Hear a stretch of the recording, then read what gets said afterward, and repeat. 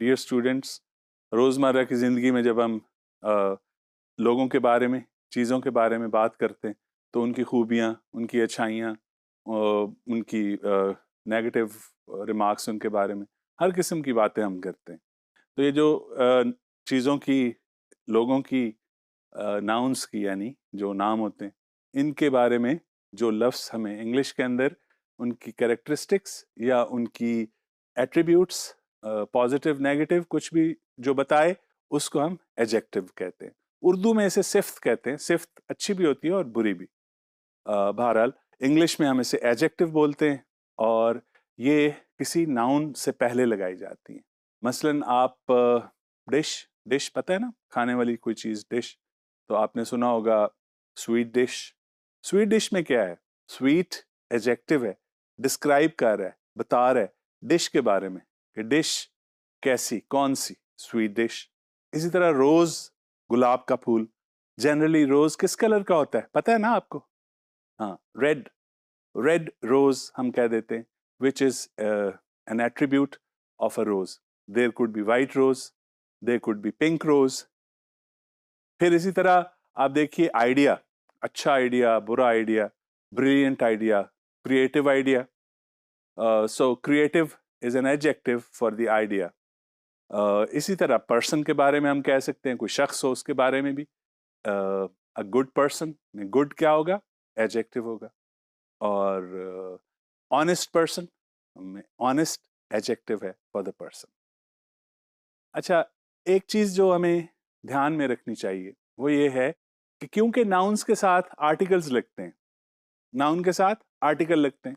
मसलन अब person, person अगर कोई सिंगुलर है, और आपको बताया हुआ है पहले भी कि जब भी कभी सिंगुलर काउंटेबल नाउन यूज किया जाए, उसके साथ आर्टिकल, इंडेफिनिट आर्टिकल ए और एन में से कोई एक लगाया जाता है, according to the sound that is there in the word itself. उसके शुरू में पहले वाली जो साउंड है, अगर वो वॉल साउंड हो, आ ई ओ, इसकी मुख्तलिफ वेरिएशंस, तो फिर हम एन लगाते हैं, अदरवाइज अ लगाते हैं। और ये जो अ और एन है, यानी इनडेफिनिट आर्टिकल, ये हम अगर एक नाउन के साथ लगे तो उससे फौरन पहले लगता है, लेकिन अगर नाउन से पहले कोई उसका एडजेक्टिव लगाए ना, तो फिर उससे पहले आ जाता है। मसलन मैंने कहा था रेड रोज, तो रेड रोज क्योंकि countable, rose is a countable noun, तो फिर हम कहेंगे अ रेड रोज। अच्छा, अभी मैंने बोला था ऑनेस्ट पर्सन, वैसे तो हम कहते हैं a person, I saw a person, मैंने एक शख्स को देखा। लेकिन अ, अगर मैं कहना चाहूं कि मैं एक ईमानदार शख्स से मिला, तो फिर मैं क्या कहूंगा? I met an honest person, an honest person. अब ये जो एन है ना, ये एडजेक्टिव की अ की जो साउंड है उसकी वजह से मैंने चेंज किया, अ की बजाय। वैसे तो कहूंगा a person, otherwise a person is the right thing, लेकिन जब उससे पहले कैरेक्टरिस्टिक लगाई ऑनेस्ट, उसका साउंड पहले वाला ऑनेस्ट का क्या है? वॉल साउंड है, इसलिए मैं कहूंगा एन ऑनेस्ट पर्सन। याद रखेंगे, नोट डाउन कर लीजिए। अच्छा, जब हम किसी चीज के एट्रीब्यूट्स और कैरेक्टरिस्टिक्स बताते हैं, तो एट्रीब्यूट्स और कैरेक्टरिस्टिक्स जनरली वो कंपेरेबल होते हैं। मसलन आप माशाल्लाह यू कुड बी टॉल, लेकिन आपका भाई आपसे भी ज्यादा टॉल है, टॉल स्टूडेंट, तो आपका भाई जो है वो आपसे भी ज्यादा टॉल है, तो फिर हम कहेंगे कि your brother is taller than you. कहते हैं ना, आपका भाई आपसे ज्यादा बड़ा है। तो एट्रीब्यूट्स, कैरेक्टरिस्टिक्स जो हैं वो कंपेरेबल होते हैं। तो फिर इसी तरह जो एडजेक्टिव हैं वो भी कंपेरेबल होने चाहिए, बिल्कुल होते हैं।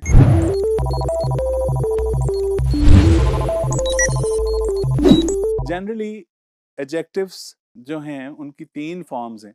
एक एब्सोल्यूट फॉर्म, जो बेसिक एडजेक्टिव की फॉर्म है, वो एब्सोल्यूट होती है, जैसे मैंने एग्जांपल दी रेड।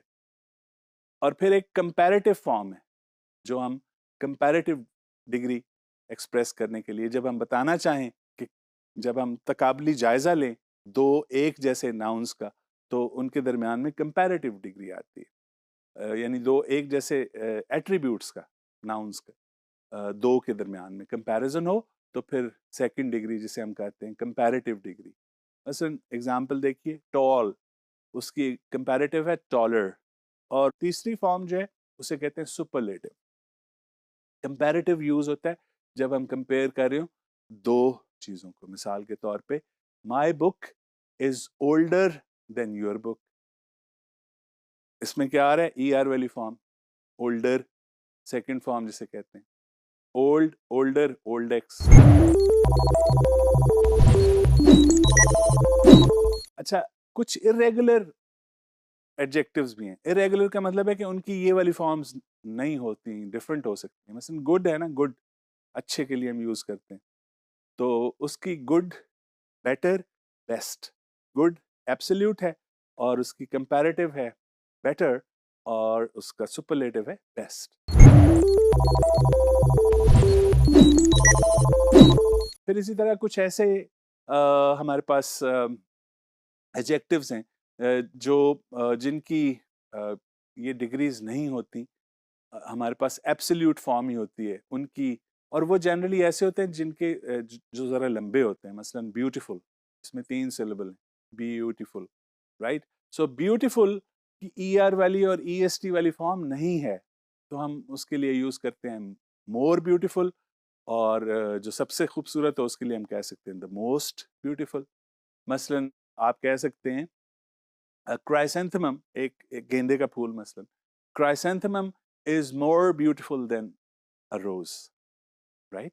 लेकिन अगर आप कहना चाहें कि क्राइसेंथेमम सबसे सबसे ज्यादा खूबसूरत है, तो फिर आप क्या कहेंगे? Chrysanthemum is the most beautiful, the most beautiful of all flowers. जब जो द मोस्ट हम उस वक्त लगाते हैं या सुपरलेटिव हम उस वक्त लगाते हैं जब हम उसको, उस नाउन को अपनी पूरी कैटेगरी के अंदर बताना चाहें कि वो सबसे बेहतर है या सबसे बड़ा है या सबसे छोटा है, एक्सेट्रा। और याद रखिए कि जो सुपरलेटिव है, जैसे हमने कहा टॉलेस्ट, बिगेस्ट, स्मॉलेस्ट, इनके साथ द जरूर लगाया जाता है। द के बगैर अगर आप कहेंगे ना मसलन Burj Khalifa is tallest building in the world, तो गलत हो जाएगा। Burj Khalifa is the tallest building in the world. इन चीजों को याद रखिए। फिर इसके अलावा एक और चीज जो आपको पता होनी चाहिए कि सारे के सारे जो एडजेक्टिव्स हैं वो सारे के सारे आपको जैसे मैंने कहा रेगुलर एक तो नहीं मिलते। दूसरा आप हमने देखा कि कुछ ऐसे हैं कि जो मोर और द मोस्ट के साथ यूज किए जाते हैं। एक तीसरी किस्म के भी एडजेक्टिव्स हैं जिनको कहा जाता है पार्टिसिपल एडजेक्टिव्स। अब पार्टिसिपल क्या है? ये वर्ब की आपने फॉर्म सुनी होंगी, first form, second form, third form. मसलन वर्ड है स्पीक, तो इसका पास्ट फॉर्म जो है वो क्या है? स्पोक। और तीसरी को कहा जाता है पास्ट पार्टिसिपल फॉर्म, स्पोकन। अच्छा, ये जो पास्ट पार्टिसिपल है एक ये वाला, और एक प्रेजेंट पार्टिसिपल होता है which is the verb plus ING. Verb plus ING. मसलन मैंने अभी जो लफ्ज बोला था, चलिए और ले लेते हैं वर्ब की example. Sleep, sleeping, right, writing, read, reading. ये जो आईएनजी वाली फॉर्म है ये प्रेजेंट पार्टिसिपल कहलाती है, और जिसे हम generally third form of the verb कहते हैं वो पास्ट पार्टिसिपल फॉर्म कहलाती है। तो ये जो दोनों फॉर्म्स हैं, present participle form of the verb, past participle form of the verb, इनके साथ ये कभी भी स्टैंड अलोन वर्ब के तौर पे यानी अकेले वर्ब के तौर पे यूज नहीं होती। मसलन कैसे, क्या कहने का मतलब है मेरा? मसलन एक वर्ब है गो। अब इसको, इसकी फर्स्ट फॉर्म स्टैंड अलोन होती है। हम कह सकते हैं वी गो टू मस्जिद एवरी डे, ठीक है, गो एज इट इज आ गया। और पास्ट में बात करनी हो तो हम कहते हैं वी वेंट टू मस्जिद यस्टरडे, ठीक है ना। लेकिन इसकी जो थर्ड फॉर्म है ना, पास्ट पार्टिसिपल फॉर्म, वो और जो आईएनजी वाली फॉर्म है वो स्टैंड अलोन नहीं होती। अगर हम कहें कि वी गोइंग टू मस्जिद तो गलत हो जाएगा, हमें साथ हेल्पिंग वर्ब लगाना होगा। और इसी तरह अगर हम कहें वी गॉन टू मस्जिद तो तब भी गलत हो जाएगा, क्योंकि उसके साथ भी थर्ड कोई हेल्पिंग वर्ब लगेगा। अदरवाइज ये जो फॉर्म्स होती हैं प्रेजेंट पार्टिसिपल और पास्ट पार्टिसिपल, ये एडजेक्टिव के तौर पे इस्तेमाल होती हैं। क्विक एग्जांपल्स आपको दे दूं। मसलन बर्तन को कहते हैं पैन। वो बर्तन जिसमें फ्राई किया जाए उसे क्या कहते हैं? Frying pan. You are right. बच्चा जो रो रहा हो उसको क्या कहेंगे? अ क्राइंग बेबी, ठीक है। सॉसर जो उड़ रही हो उसको क्या कहेंगे? फ्लाइंग सॉसर, ठीक है। यहाँ पे ये फ्लाइंग और क्राइंग और ये एडजेक्टिव के तौर पे यूज हो रहे हैं। इसी तरह जो पास्ट पार्टिसिपल है, third form of the verb, मसलन बॉयल वर्ब है, उसकी थर्ड फॉर्म है बॉइल्ड। तो आप बॉइल्ड राइस का पता होगा, आप खाते होंगे। बॉइल्ड राइस में बॉइल्ड क्या है? ये एडजेक्टिव है। ये कौन सा एडजेक्टिव है? पार्टिसिपल एडजेक्टिव है। इसी तरह फ्राइड चिकन भी आप बड़े शौक से खाते होंगे। फ्राइड चिकन में फ्राइड क्या है? एडजेक्टिव है। लेकिन कौन सा एडजेक्टिव? Participle adjective.